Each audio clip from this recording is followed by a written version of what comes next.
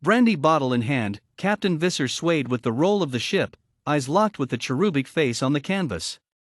From beneath golden curls the boy looked back, also moving with the toss of the waves, expression frozen in a serenely benevolent look. Given the circumstance, the good captain considered the look condescending at best, malevolent at worst. Was that crest of red and gold above the hat brim meant to be a halo, or the fires of hell? Little Hoytink, promoted from cabin boy to first mate on account of attrition, poked his head in after the briefest of knocks. "Jan is dead, sir." "Which one?"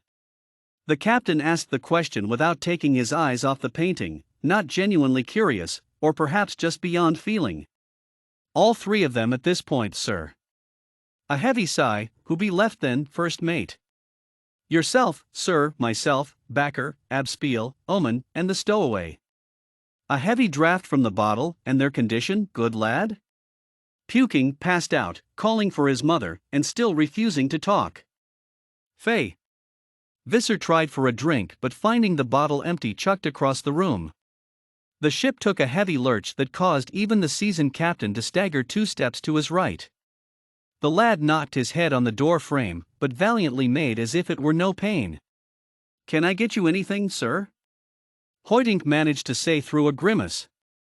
"Do we have anything, lad?" "Don't suppose so, sir, not what isn't underwater in the hold." "Right, right," he waved the young man away, "go tend to the men." A crack of lightning heralded the boy's departure, resounding along with the cabin door being tugged shut. The captain hardly flinched as he sidestepped back into position in front of the painting.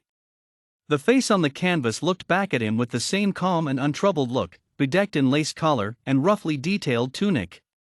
The height of the waves nor the water in the hold gave him no trouble, tacked onto the wall with a dagger, a nail, and a small file jammed through the bottom corner to keep it unfurled. None of the events of the voyage could alter the child's beatific countenance, not the forced departure on a Friday, not the rabbit found on day 2, nor the fool greenhorn whistling on day 3. Certainly, the carefully rendered bonny lad could hold no ill will towards the stowaway, the unkempt and seemingly mad woman who was found cowering deep in the hold, clutching the painting.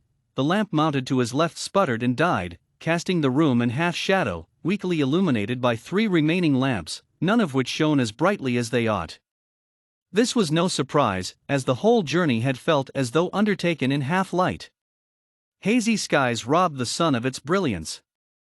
Foggy nights snuffed out the stars and left the moon a smudge of pale silver. Perpetual mists had lingered about the ships and even seemingly in the men's eyes, causing many of them to speak fearfully of the Wittwitchven and confess their sins to the sea. Captain Visser regarded the painting closely, inching closer across the unsteady deck. The eyes, large and dark, gazed back upon him. The slight smile seemed at once to mock and beg forgiveness.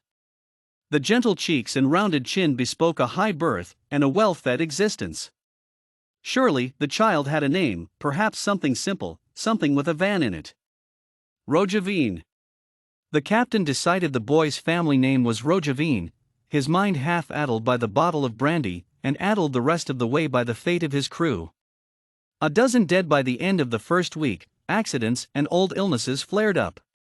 Another dozen by week 2, stranger and stranger events, inscrutable diseases. By week 3, they were dropping like flies, many simply jumping overboard to get it over with before they could succumb. Amidst the other creaking of the ship, the door to his cabin sang of its own opening, then clattered against the wall, prompting the captain to ask without removing his gaze from the painting, "Yes, Hoytink, who is dead now?" "All dead," rasped an unfamiliar voice from the doorway. Eyes gone wide, Visser turned to see the stowaway lurking just outside the door, her ash-white skin brilliant despite the heavy shadow of the corridor. Her face must have been turned towards the floor, as all he could see was a mass of dark, unruly hair. Her knees angled inward, and her shoulders sloped left to right with one arm dangling low at her side, the other contracted and twisted around her back. "Madam," barked the captain, "what is the meaning of this?" Teetering and jerky, she crept into the room. "Now Helenia will have the boy. She swallows your ship to take him. You stop right there. What madness is this?" As she continued to approach, the captain's hand went to his waist, where his cutlass should have been, but was not, cast aside to the shadows of the cabin in his stupor and melancholy. Sacrifices for the deep, she croaked, inching closer, finally fully in what light there was in the cabin. In her hand dangled a thin dagger, dark liquid dripping from its tip. Stop your rambling and your step, foul wench. I've no desire to strike a woman, but no compulsion against it either. As if launched by a spring, the woman hurtled forward, the blade flailing upward. Though he braced for the attack, Captain Visser was underwhelmed. Her slight frame carried little force, and he caught her attack easily. Her face struck his chest, and she was still for a moment, practically hanging from his hand about her wrist. An acrid smell arose from her, body odor and something sickly and putrid. What have you done? Teeth gritted, he redoubled the strength of his grip on her forearm. She writhed, slowly at first, then flicked her head back violently to look up at him with sunken eyes before shrieking like a wild animal. Between the shock and a heavy roll of the ship, Visser stumbled back, at which point the woman went into a wild series of convulsions, disorganized by unnerving in the frenetic nature of it. A sudden upward heave of the deck sent them both toppling over to roll in a tangled, squirming mass. Rolling to a stop against the wall, Captain Visser found himself atop the unruly woman. His efforts to disarm her, or at least keep the dagger out of his own breast, had resulted in plunging the blade into her stomach, just below the rib cage. Her eyes rolled back as a gurgling sigh escaped her lips. Those lips curled into a smile all the same, and the eyes came back down to look upon her killer. Her grin broadened, showing blackened and chipped teeth barely hiding an undulating tongue. You gave me no choice, a gallant statement, the best he could manage. Through her sickly smile she rasped, sacrifices. Captain Visser's eyes flared, sacrifices? What did you do? What have you wrought? In his anger he leaned on the knife, which in turn pierced something deep inside, something vital, the loss of which sent the mad woman quickly to the final slumber. The good captain scrambled to his feet, and made an unsteady path to the corridor. Dark as it was, he knew his ship and moved quickly, frantically. Hope as dim as the confines of his vessel, he burst into the mess where his final crew had been left to convalesce. Aside from the moaning of the ship's timbers and lapping of unseen waves, the room gave him a silent greeting. He tried to call out but only managed a hoarse whisper, Hoytink. Backer? He fell silent himself. As his eyes adjusted he could see the forms where they lay, all still, all dark. Stumbling forward he crossed between the tables and benches to the back corner, to the pitiable small form there in the deepest shadow.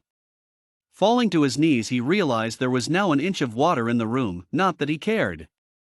He pulled his first mate to him, cradling the once cabin boy as the child that he in truth was. The ship lurched once more and kept turning, sending the contents of the room, furniture and men, sliding first to one wall, then tumbling onto the ceiling. Captain Visser reeled in the darkness, water sloshing from all directions. A bench struck him in the hip on the initial slide. A table crushed him at the shoulder as they went upside down. Something wooden struck his head, a glancing blow a moment later, but he couldn't guess what it was. Through it all he kept his grip, kept close, clutching a lifeless body, as the cold ocean filled the room, covered his body, and invaded his lungs.